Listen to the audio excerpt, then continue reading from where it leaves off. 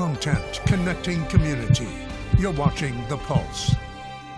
I'm Sam Adams. This is The Pulse. In Spokane, a press conference just about to get underway, kicking off the Summer of Soccer. Spokane is an official Seattle FWC 26 fan zone. The city will be hosting watch parties for the upcoming FIFA World Cup this summer. With that, let's take a listen. Well know by now, it is coming to Spokane this summer. Woo! And we are here to celebrate and urge everyone to participate in Spokane's Summer of Soccer. I'm joined here today, let me get this straight here, Lisa from our USL teams, our professional teams here, Velocity and Zephyr. We've got John Snyder, our #1 soccer fan from City Hall. Got his Egypt gear on already. We've got Carly Courtwright from Spokane Transit. We have Rose Noble from Visit Spokane. We have Ashley Blake from Spokane Sports. We're happy to be joined by Deputy Athletic Director Shannon Strahl of Gonzaga. State Senator Marcus Riccelli, #1 soccer fan and Zags fan in the state legislature, and Councilmember Kitty Klitsky. And Councilmember Zach Sapone. Before we let them, some of them speak to you a little bit about what's happening this summer, I just want to take a step back and remark on the significance of this. It is truly a culmination at the state level of years of effort. When Alex Scott and I were at the Department of Commerce, we participated with the Seattle Local Organizing Committee in putting together the bid for Washington State and to become part of this World Cup, and Seattle to be a city hosting matches. And from the beginning, that local organizing committee and the state organizing committee and the state legislature were committed to the vision of making it something that pulled us together, that engaged the whole state.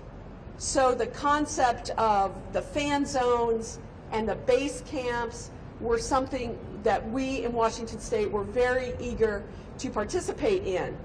At the same time that all of that was going on, and a commitment to engage our youth, to improve our athletic fields, to make this truly a statewide partnership, what was happening in Spokane?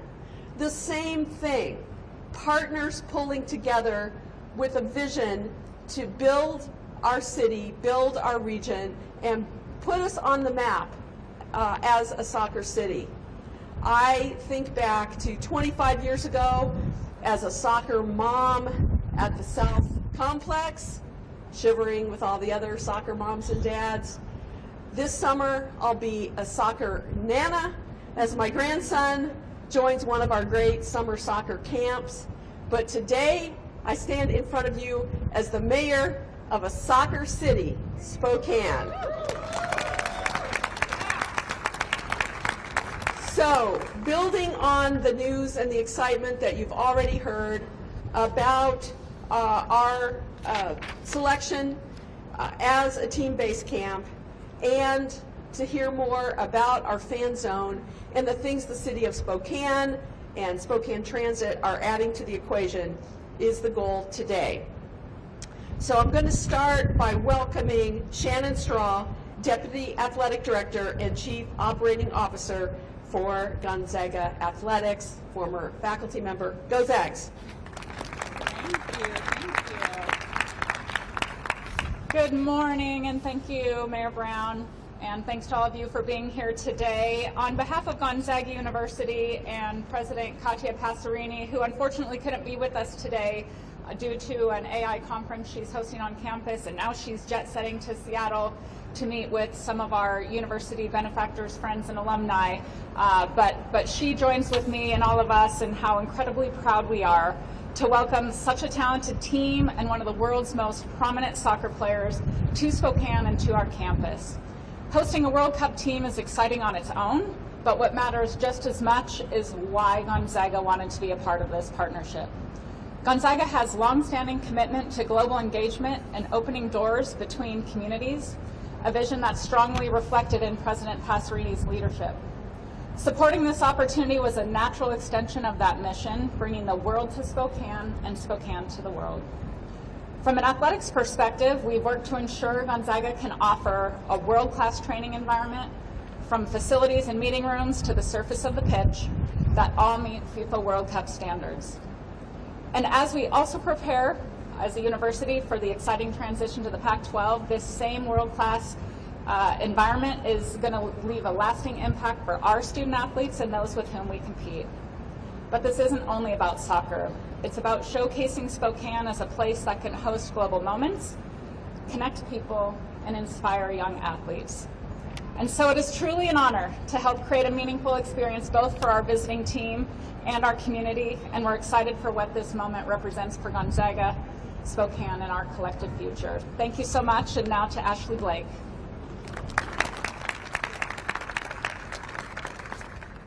Good morning, everyone. This summer, Spokane has a chance to be part of one of the biggest sporting events in the world. And when this opportunity came, Spokane Sports made immediate commitment. We saw this as an opportunity to build something memorable, impactful, and have some lasting power for our community. That commitment includes significant planning, resource allocation, partnership, and investment to make sure that Spokane shows up in a big way. And really, a Summer of Soccer campaign is more than a campaign name. It's a citywide effort to create these experiences so people can feel it across our marketplace. From a community pride and local business participation to family-friendly events and fan experiences, this is about making sure our region doesn't just watch the moment happen, but we're a central part of it. At Spokane Sports, we serve as the Regional Sports Commission, so this is a moment that we're built exactly for, bringing events to life, building experiences, and creating moments that strengthen our community through the power of sport. Our team has been leading efforts across creative development, event planning, sponsorship structure, community toolkit, and fan experience elements that will power the Summer of Soccer campaign. We've invested heavily in this because we believe Spokane deserves this moment. So within the Summer of Soccer campaign, there's two key assets. The Seattle FWC 26 fan zones, which will take place right here at Giza Pavilion, June 19th and July 19th. These events will bring fans together around marquee matches, large screens, great food and beverage options, entertainment, activities, and really an atmosphere worthy of this celebration. So whether you follow every match or you just want to be a part of something exciting in this moment for our city, these fan zones are being designed and developed with you in mind. In addition to the fan zones, we saw this as a great opportunity to engage our local soccer community, and we've done that through access to these events and also some legacy components. In addition, we also saw this as a great pathway for our local business community, and that's why Spokane Sports has developed the Summer of Soccer Toolkit, giving restaurants, neighborhoods, bars, and retailers plug-and-play assets to join the momentum and be part of the Summer of Soccer campaign. Because we believe success shouldn't just be felt in this venue, but should be rippled throughout our economy and throughout our city. We're proud to partner with cities across our region to deliver this incredible effort, and really this is a chance to create energy, support our local businesses, welcome visitors, and show what Spokane has the power to do when we come together. On to next, I have Rose Noble with Visit Spokane. Good morning, everyone. I think it was about 2024 when we started working with the city directly to pitch Spokane as a base camp, and I'm so happy that we were chosen to be a base camp. We're the only base camp outside of Seattle in the state of Washington, so hooray. And to be able to have an international team at the level that they are and one of the best players in the world that was noted earlier is really exciting. You just heard from Ashley Blake, Sports Commission. They're doing an excellent job preparing for our fan zones that we will have this summer, but where Visit Spokane comes in now that we've been chosen and we have our fan zones is how we activate the city for Summer of Soccer. We have so many small independent businesses that are really, really thrilled to have the team here and to have watch parties, to have special prices and deals and parties that are going on all summer. So that's where we come in to help promote and activate and elevate their message through our PR and marketing. In addition, we have the visitor center here at the park, which we're here all summer anyways, but we're going to be activating the patio. We're going to be having some fun prizes and rewards that people can earn, and they can stop by and pick up free giveaways, including some of the shirts that we're wearing sharing here today.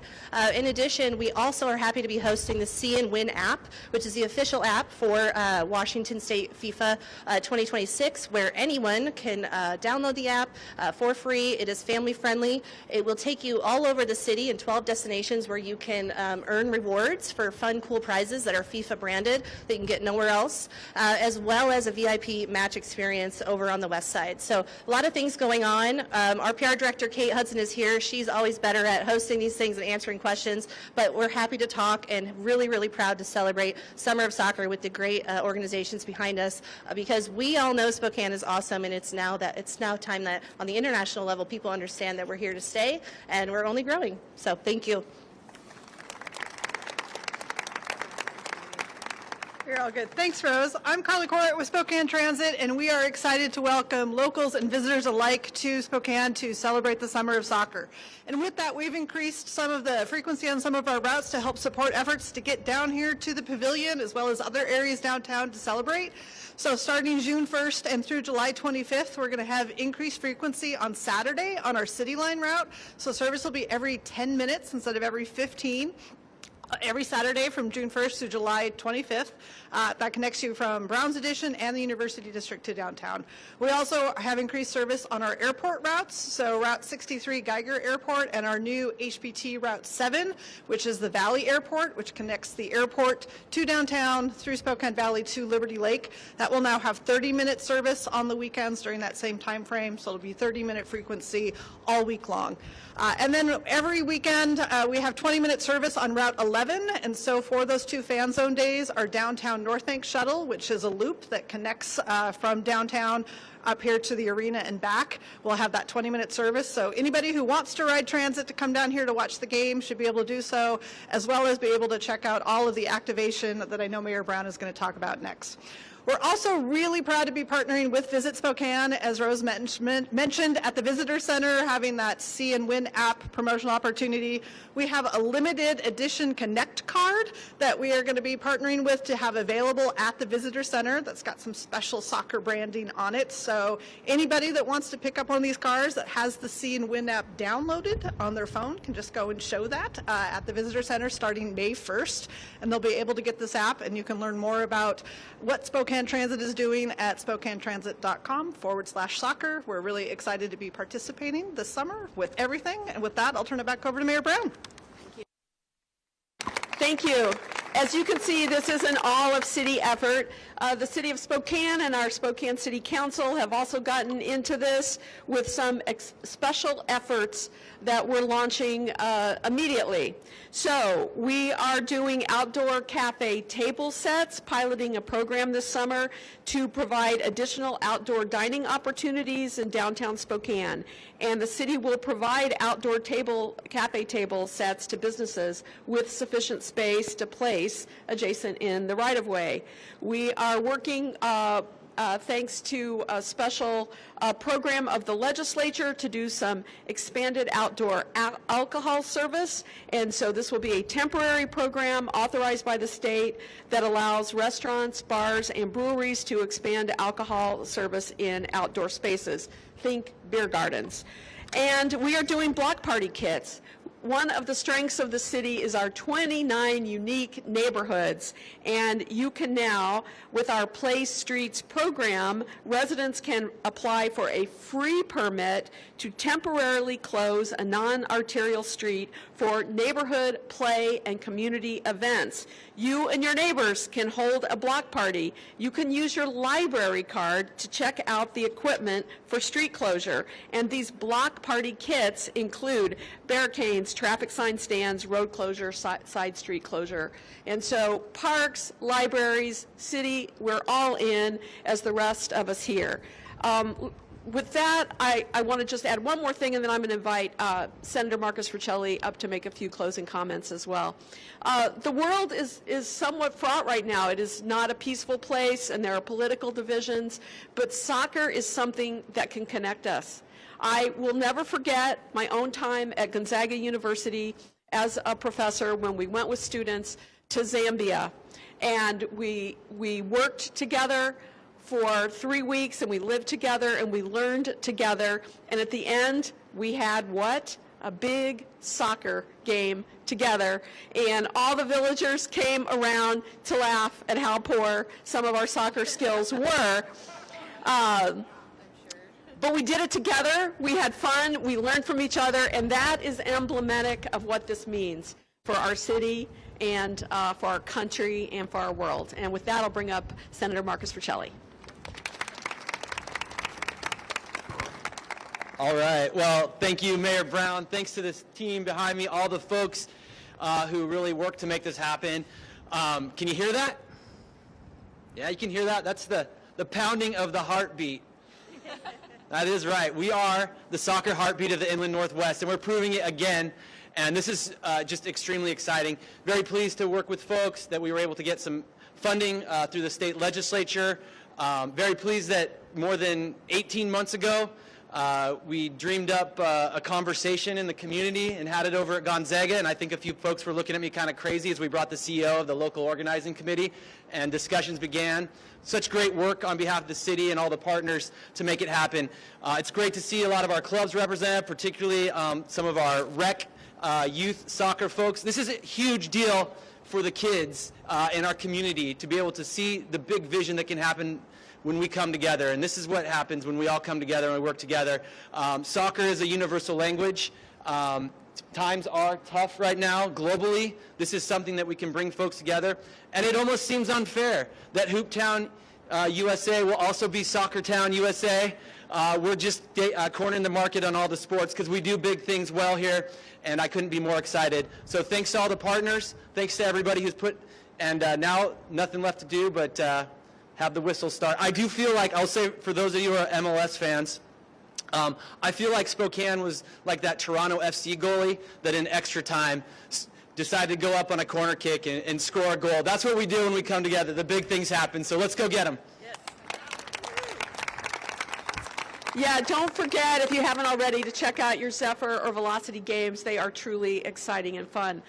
Very family-friendly, and the stadium itself, a fantastic partnership with our Public Facilities District and our Spokane School District. Okay, we can take a few questions, and then you've got folks here that are also available for interviews.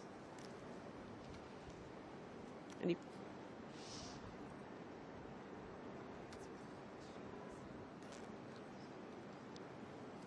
All good, folks. Thank you. Summer of Soccer. Here we go. Good job.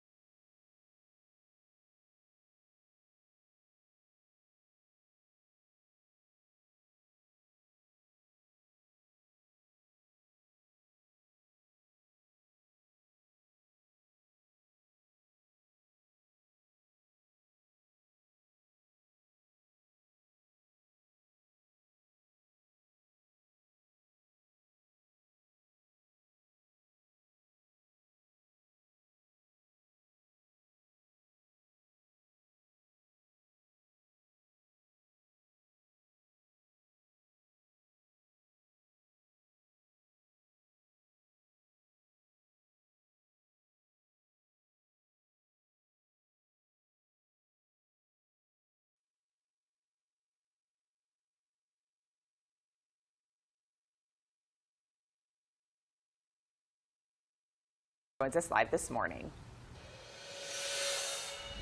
Sam Kalai, we covered a student from Mount Spokane, Brody 3 Stars, who was hit by an impaired driver with his friend on US 395 just a week before Thanksgiving, and he was in a coma for some days. And so that incident just serves as a reality for those students, seeing the purpose in demonstrating a mock crash for their fellow juniors and seniors.